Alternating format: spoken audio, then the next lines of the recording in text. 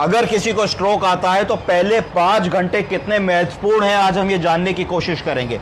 हम सब ने देखा है स्ट्रोक, जिसको पैरालिसिस या लकवा भी कहते हैं, हमारे परिवार में, रिश्तेदारों में, मोहल्ले में लोगों को होता है और शरीर का एक अंग, सिर्फ एक हाथ, एक तरफ का हाथों पैरों का हिस्सा या कई के केसेस में चारों पैरों की हाथों की ताकत चली जाती है। तो ये एक गंभीर बीमारी है स्ट्रोक। डिसेबिलिटी, आदमी चल फिर नहीं पाता, अपना काम नहीं कर पाता, बेड रिडन हो जाता है।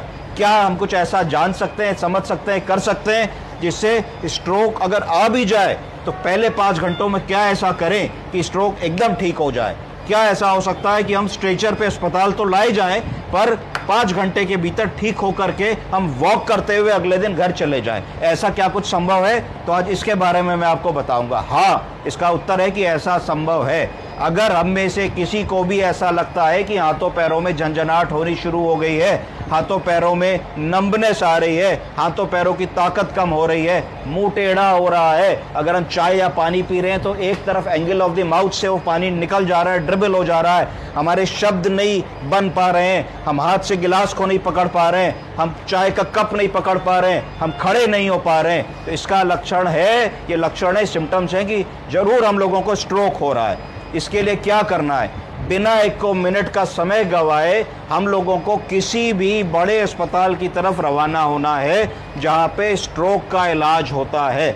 स्ट्रोक के इलाज में क्या क्या ज़रूरी है? जैसे ही आप वहां जाएंगे तो देखा जाएगा कि आपका सीटी स्कैन में ब्रेन के अंदर ब्लीडिंग है या क्लॉट है। अगर क्लॉट है तो उसको कहा जाएगा कि इस्केमिक स्ट्रोक है। क्लॉट के कारण ब्रेन के अंदर इतना बड़ा क्लॉट फंस गया है, क्लॉट की वजह से ब्लड आगे नहीं जा रहा, ब्लड नहीं जा रहा तो ब्लड के साथ ऑक्सीजन नहीं जा रही है और ब्रेन का वो हिस्सा डैमेज हो रहा है। तो जो ब्रेन के न्यूरॉन्स होते हैं वो हजारों लाखों न्यूरॉन्स प्रति मिनट मरने लगते हैं, जिसके कारण उनके फंक्शंस जो होते हैं वो जाने लगते हैं। तो तुरंत क्या करते हैं वहाँ पे इंटरवेंशनल रेडियोलॉजी वाले डॉक्टर साहब बिना चीड़-फाड़ के, बिना चीरा लगाए मिनटों में आपके ब्रेन तक घुस जाते हैं एक कैथेटर के माध्यम से और उस क्लॉट को खींच लाते हैं। और यदि ये सारा काम 4 से 5 घंटे के भीतर हो जाए, इस प्रोसीजर में तो 10 ही मिनट लगेंगे।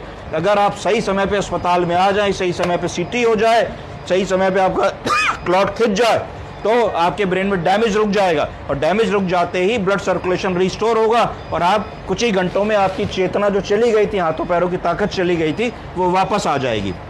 आपके इंटरेस्ट के लिए बताऊंगा कि किस रूट से जाएंगे। तो जांग में एक आर्टरी होती है फीमोरल आर्टरी, फीमोरल आर्टरी के थ्रू सिर्फ एक छोटी सी सुई लगेगी।